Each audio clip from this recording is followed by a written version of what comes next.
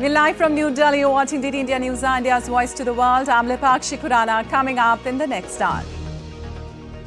Donald Trump safe after another apparent assassination attempt at a Florida golf club. FBI takes suspect in custody. Trump retorts that nothing will slow him down and he will never surrender. President Biden says there is no place for political violence. Typhoon Bka makes landfall in Shanghai as a Category 1 storm, most powerful tropical cyclone to hit mega cities since 1949. All flights cancelled from cities to airports. Europe faces nature's fury. Storm Boris wreaks havoc across Romania, Czech Republic, Poland, while thousands evacuated. Germany and Austria brace for worst as threat of floods looms large. India's Prime Minister Narendra Modi to inaugurate 4th Global Reinvest Renewable Energy Investors Meet in Gujarat will also flag off several Vande Bharat trains, including India's first Vande Metro from Bhuj to Ahmedabad. Netanyahu says Israel would inflict a heavy price on Yemen's Houthis after their missile reaches central Israel for first time. No injuries reported. Now that we were exacting a heavy price for every attempt to harm us.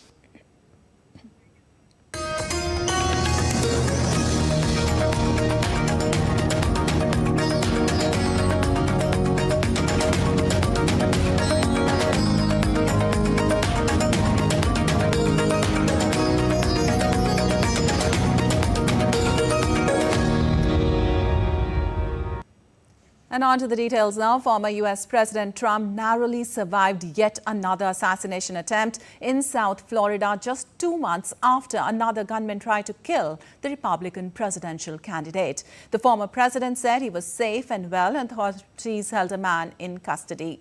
The FBI said it is investigating the assassination attempt. Trump released a statement on Sunday afternoon declaring he was safe and well and no one was hurt. Law enforcement officials have detained a man who they said had been hiding in bushes bordering the Trump International Golf Club.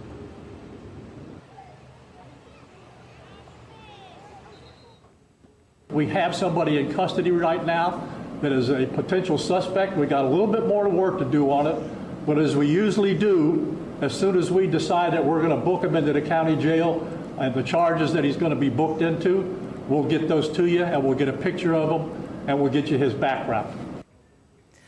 Well, the suspected attack on Trump's life comes little more than 7 weeks before he faces Vice President Kamala Harris in a tense and closely fought presidential election. It is the second time a man armed with an assault rifle has tried to kill the 45th president in 2 months. And President Joe Biden and Vice President Kamala Harris have expressed relief that former President Donald Trump has escaped unhurt in a second assassination attempt in Florida. In a series of posts, Biden said that he had been briefed about the incident and that he had directed his team to ensure the Secret Service has the resources it needs to ensure Trump's safety. Vice President Kamala Harris also issued a statement following the incident. Harris expressed relief that Trump is safe and said that violence has no place in the United States. Harris' vice presidential running mate, Tim Walz, reiterated Harris' message, adding, "It's not who we are as a nation."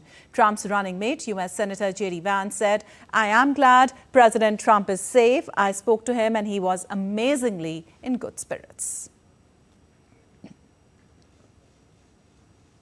And as former president and the Republican candidate for the upcoming elections, Donald Trump witnessed another assassination attempt on his life. We take a look at the assassination attempts on presidents and American leaders in the past. Well, U.S. President Theodore Roosevelt was shot in the chest in 1912 while campaigning for election in Milwaukee, but insisted on delivering his speech to supporters before being taken to the hospital. While President Gerald Ford survived 2 attempts on his life in less than 3 weeks in 1975 without being hurt, former President Ronald Reagan was shot in 1981 outside the Hilton Hotel in Washington. Reagan was wounded when one of the bullets bounced off a limousine and struck him under the left armpit. Donald Trump survived an attempt on his life during a campaign speech in Pennsylvania on July 13th. When shots rang out, Trump was shot in the air. Robert F. Kennedy, who was the brother of former President John F. Kennedy, was a U.S. presidential candidate and a senator. Kennedy was assassinated in 1968 by a gunman in the Ambassador Hotel in Los Angeles. Alabama Governor George C. Wallace, who was a candidate for the Democratic presidential nomination, was shot in 1972 and became paralyzed from the waist down. And Donald Trump posted on his Truth Social account, "I hate Taylor Swift," 5 days after the singer's endorsement of his opponent, U.S. Vice President Kamala Harris. The post came as a surprise, even from the provocative Donald Trump. Though the all-caps post on his Truth Social website came without accompanying commentary or explanation, the context was clear. Soon after Harris finished debating her Republican rival Donald Trump on Tuesday night, Swift told her followers that Harris and running mate Tim Walz would get her vote in the election. Swift drew more than 9 million likes to her Instagram post backing Vice President Kamala Harris for president from celebrities that included Jennifer Aniston, U.S. basketball star Caitlin Clark, and Selena Gomez.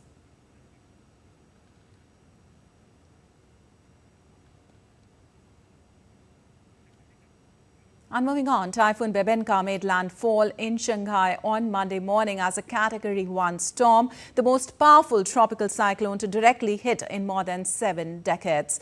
A red alert is in place and some coastal residents have been evacuated and the residents have been advised to avoid leaving their homes.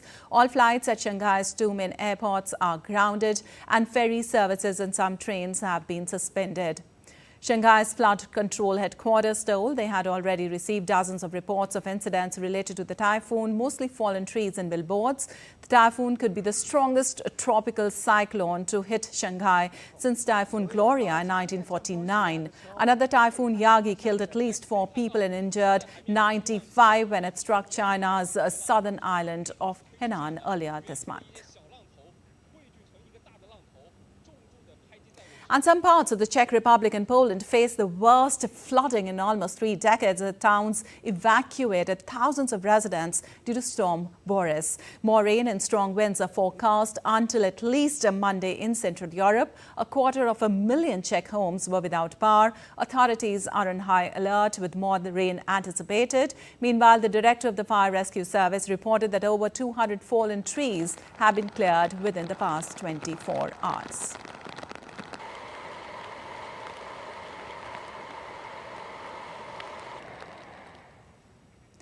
A bridge collapsed in the historic Polish town of Glucholezi near the Czech border, and 1,600 residents were evacuated after local rivers reached record high levels on Sunday. 1 person died in Kłodzko County, which Prime Minister Donald Tusk said was the worst hit area of the country after meeting officials in the main town. The situation is indeed still very dramatic in many areas, as you yourself all reporting on throughout the day. The most dramatic situation is in the Kloska Valley in Kloska County, that is, of course, Stony Salaski and Ladakh. And Germany and neighboring Austria have been bracing for floods as water levels in rivers rise above the danger mark amid heavy rainfall. In Germany, the largest state of Bavaria, along with other regions bordering Austria, are among the worst hit. A river along the border breached its banks. Authorities declared a warning at level 3 or 4 for southern and eastern Germany. Meanwhile, Austria has declared its entire federal state of Lower Austria an area of disaster due to heavy rainfall.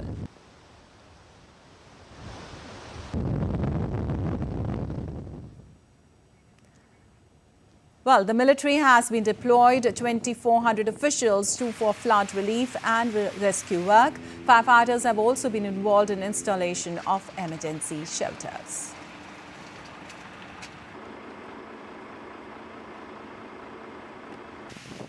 Moreover, devastating floods early last week caused walls of a prison in Nigeria's Maiduguri to collapse, allowing 281 prisoners to escape, prison officials said on Sunday. 7 of the escaped inmates have been recaptured in operations by security agencies, Umar Abubakar, spokesperson for the Nigeria Correctional Service, said in a statement. He also said that operations to recapture the remainder of the inmates are underway. The flooding began when a dam overflowed following heavy rains, killing at least 30 people, according to the country's emergency agency.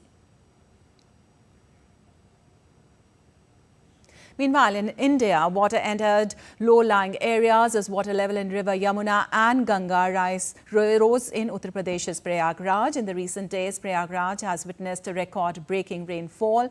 The Aarti sites at the Ghats have been inundated from flood waters. Heavy deluge has caused the Sangam Ghat to submerge. The National Disaster Response Force has launched the rescue operations in the affected areas of the district.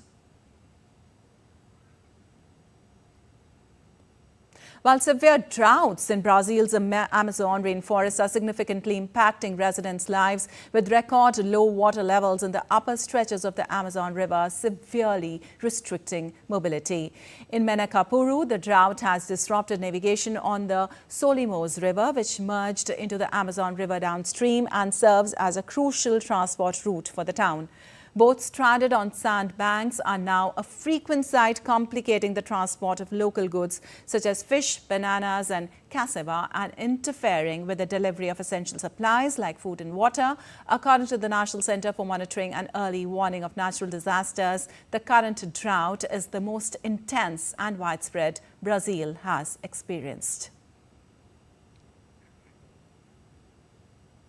Also, an earthquake of magnitude 6.6 struck off the coast of Port McNeill in Canada's British Columbia. The quake was centered about 265 kilometers south of Prince Rupert at a depth of 33 kilometers beneath the surface. However, there's no warning of tsunami threat after the quake.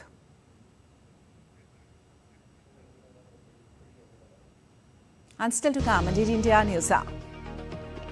Russia launches drone attack on Kyiv after bombing Kharkiv apartment building. Zelensky says Ukraine suffering high losses due to slow arms supplies. Political activity in Sri Lanka heats up as candidates make final efforts to woo the voters.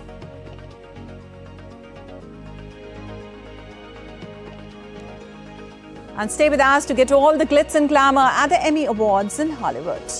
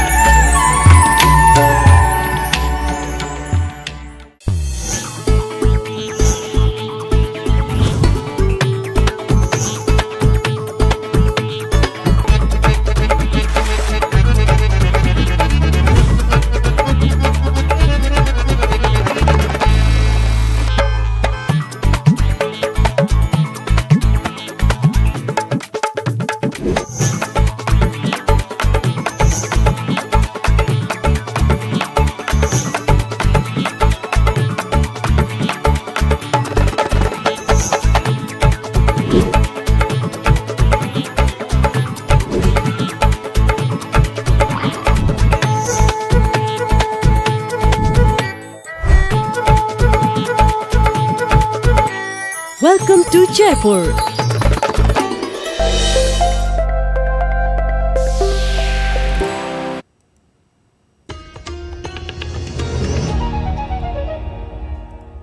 Welcome back. You're watching India News. I'm Lipakshi Khuranan. Moving on, the conflict in the West Asia continues to assume wider proportions when a ballistic missile fired by terrorist group Houthi from Yemen reached Israel for the first time on Sunday.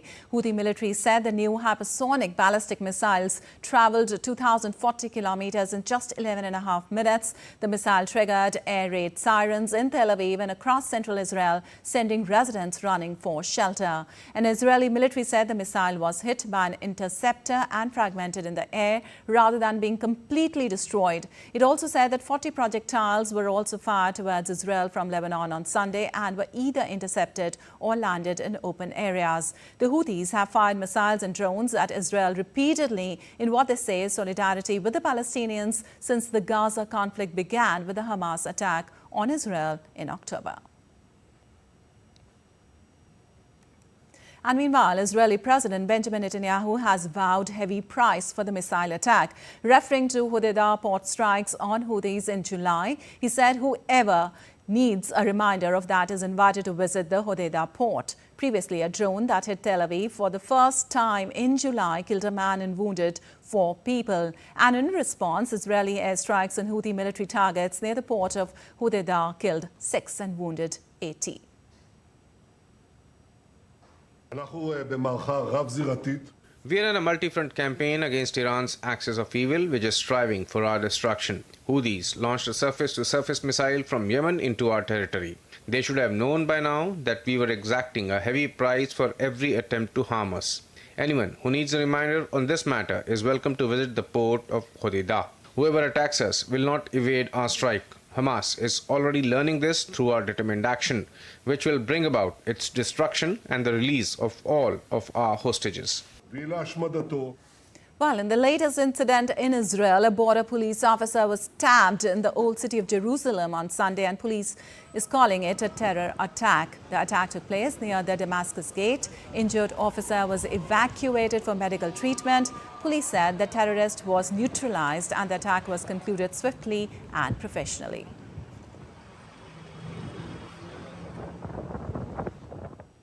Meanwhile, Pope Francis appealed for peace in the Middle East and the release of hostages. It was his first Angelus prayer since returning from a 12-day trip across Asia and Oceania.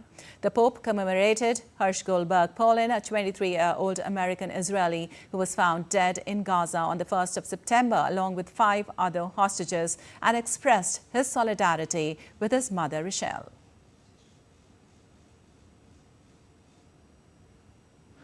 We must not forget the wars that bloody the world. I think of the martyred Ukraine of Myanmar. I think of the Middle East, so many innocent victims. I think of the mothers who have lost sons in wars. So many young lives cut short. I think of the Hersh Goldberg Polin found dead on September 1st along with 5 other hostages in Gaza. In November last year, I met his mother Rachel, who impressed me with her humanity. I accompany her at this moment. I pray for the victims and continue to be close to all the families of the hostages. May the conflict in Palestine and Israel end. May the violence cease. May the hatred cease. May the hostages be released. May negotiations continue and may peace solutions be found. Rachel. Well, Jordan's King Abdullah II has nominated his chief of staff to be the new prime minister of the country, entrusting him with forming a government after parliamentary elections. The outgoing premier, Bashir Khosrowneh, submitted his resignation to the king early on Sunday. Hassan, a former planning minister, is a veteran diplomat and former palace advisor who was appointed nearly 4 years ago. Harvard-educated, Hassan is a widely respected technocrat. The Islamist won 31 seats, the most since parliamentary life was revived in 1989 after decades of martial law, leaving them the largest political grouping in parliament.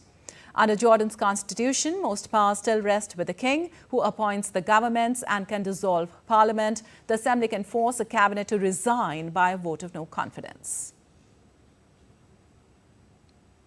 And Russia launched a drone attack overnight on Kyiv, with air defense units engaged in repelling the strikes. Early in Kharkiv, Ukraine's second-largest city, a Russian guided bomb struck a multi-story apartment building on Sunday, igniting a fierce fire, killing one person and leaving 42 injured, including 3 children. The devastating attack caused significant damage to the building, with smoke and flames pouring from shattered windows. Kharkiv's mayor confirmed the fire was eventually extinguished, though fears remain that residents may be trapped beneath the rubble.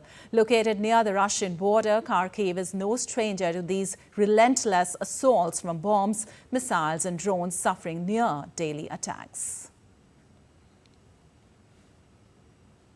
Meanwhile, Ukrainian President Volodymyr Zelensky on Sunday once again urged Western allies to permit Kyiv to strike military targets deep inside Russia, especially air bases, after a deadly attack on Kharkiv. Zelensky, in his nightly video address, said 3 other guided bombs had struck villages in Kharkiv region, where population centers have been a frequent target of Russian attacks near the Russian border.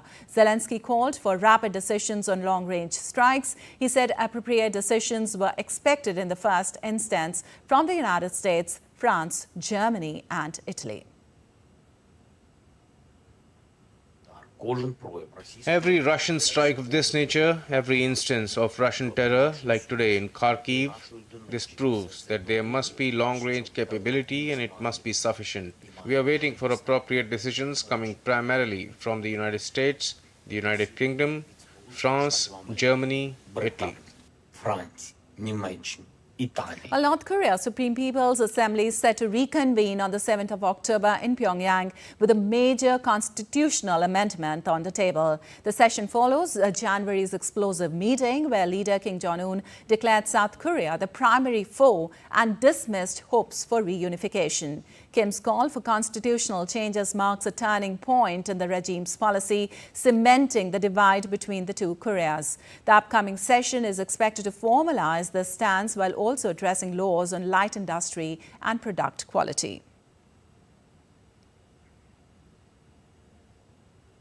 Well, British Prime Minister Keir Starmer has promised a new era in cross-border cooperation to tackle people smuggling gangs ahead of talks on Monday with Italian Prime Minister Giorgia Meloni. This visit is a part of his push to reset Britain's relations with Europe. Starmer has put renewing ties with European leaders at the top of his diplomatic agenda since winning an election in July, and Monday's visit to Rome follows trips to Berlin, Paris and Dublin in recent weeks.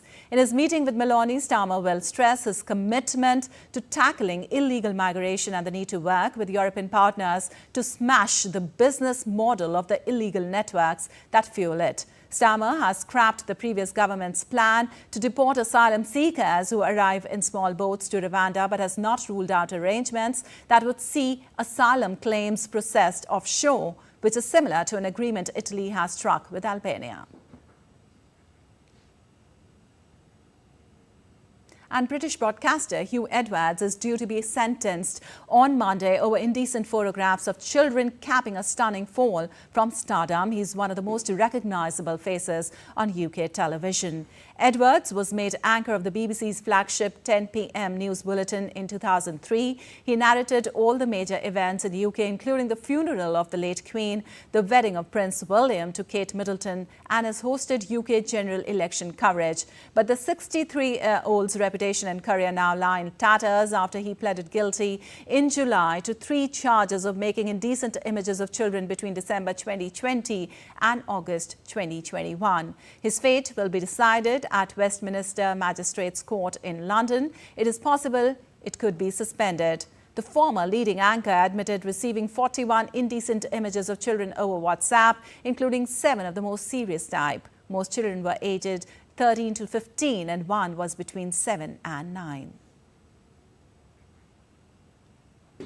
And Venezuelan Interior Minister Diosdado Cabello accused Spain of planning to supply mercenaries for a US-led anti-government operation in Venezuela. According to Cabello, the detained identified Spaniards belonged to the Center for National Intelligence of Spain. Cabello also accused Spain of being involved in the recruitment of French agents. Meanwhile, a Spanish Foreign Ministry source said that the arrested Spanish nationals had no links to the Spanish Secret Service and that Spain was not involved in any plan to destabilize a South American country. 2 Spaniards, 3 US citizens and a Czech citizen were arrested in Venezuela on suspicion of links to an alleged plot to undermine President Nicolas Maduro's government.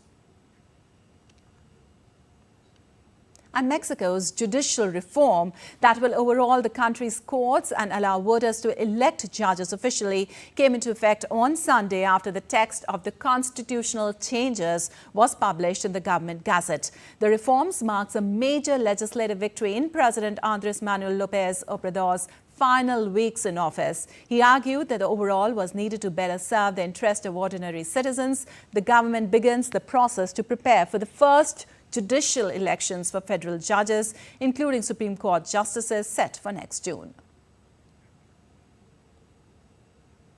And India's Prime Minister Narendra Modi is on a 2-day visit to his home state in Gujarat. In a short while, the Prime Minister will address and inaugurate the 4th Global Renewable Energy Investment Meet 2024 in Gandhinagar. The 2-day event will showcase the renewable energy sector prowess of India and seeks to attract investment in this sector.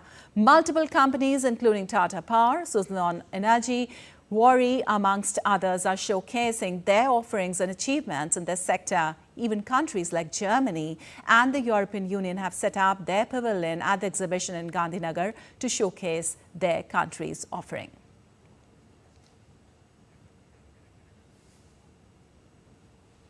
And for more, we have Vishal Baristo joining us from there. Well, good morning, Vishal. This is the first time that the event, which brings together many policymakers and companies engaged in the field of especially renewable energy, will be held outside the national capital.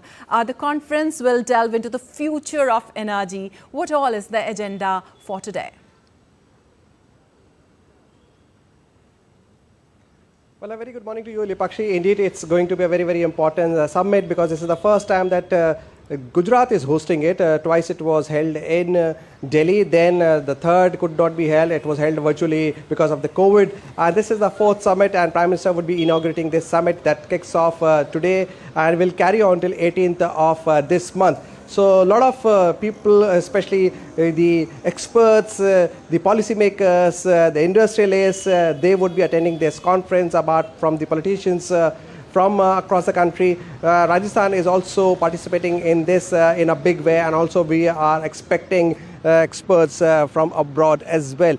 Now, when we talk about the renewable energy, solar is one, and we already know that India has played a key role as far as forming the Solar Alliance is concerned. But when we talk about the renewable energy, it is not only solar but hydel and also wind energy. And Gujarat is blessed with both the thermal, I beg your pardon, with solar and wind energy. So it is a very, very important day, and Gujarat has always led as far as the solar energy is concerned. In fact, before inaugurating the summit, Prime Minister would also be interacting with the beneficiaries of the PM Surya Muft Ghar Bijli Yojana, which means the rooftop solar energy, and the central government is already providing a subsidy of 78,000 rupees, and he would be interacting with the residents of a colony here in Gandhinagar. And it is going to be a very, very important day for Gujarat because projects worth more than 8,000 crores would be inaugurated, and also some of them would be having stone laying ceremony at the hands of the Prime Minister. Tomorrow is the birthday of our Prime Minister, so definitely it's going to be quite a return gift in advance by the Prime Minister to the people of Gujarat. Lipakshi? All right, a return gift by the Prime Minister, of course. How will this conference, if you talk about, help in advancing India's renewable energy as its major goal is, and the climate goal especially? Well, absolutely, because India is signatory of the Paris Convention, and India has declared that it wants to reduce carbon footprint to zero by 2070.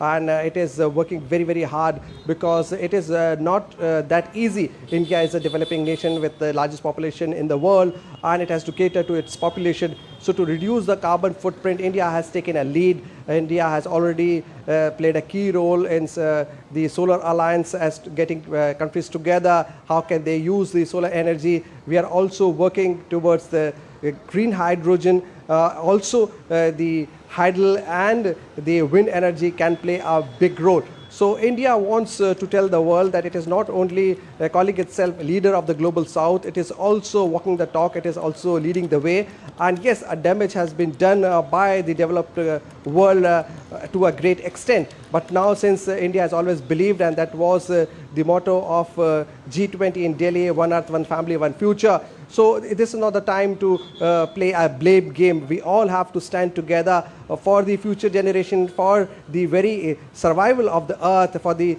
survival of this living planet that we call Earth. We need to stick united and also improve our habits. So the renewable energy also reduces the carbon emission. It is safe and it is green, and that is why India is laying a lot of stress on this chapter as far as reducing the carbon footprint in the country and across the world is concerned. Lipakshi?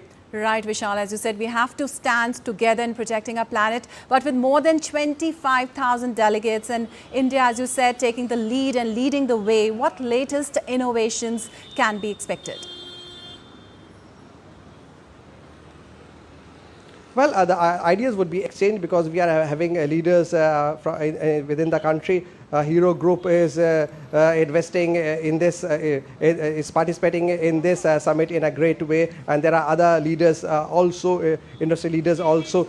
Day one would be having the top bosses from the Hero Group who would be participating, and then would be followed by the other tycoons of the country, and then we have the foreign participants as well. So it is going to be a 4-day, 16 to 18 is going to be a very good brainstorming session, exchange of ideas, exchange of technology. India has to offer its expertise as far as the solar energy and wind energy is concerned, and we can also look for different foreign technologies that are suitable for our country. So it is a great way to stand together, and then yes, we can also strengthen our friendship across the world, because India has always believed in collective progress, and that is why India has always said that even if it comes in the area of defense, we are looking at self-reliance, but that is not to harm anybody. The self-reliance is only to protect our borders. We always believe in the collective progress. This is what the Prime Minister has said time and again. Lipakshi? All right, Vishal, thank you so much for all those details.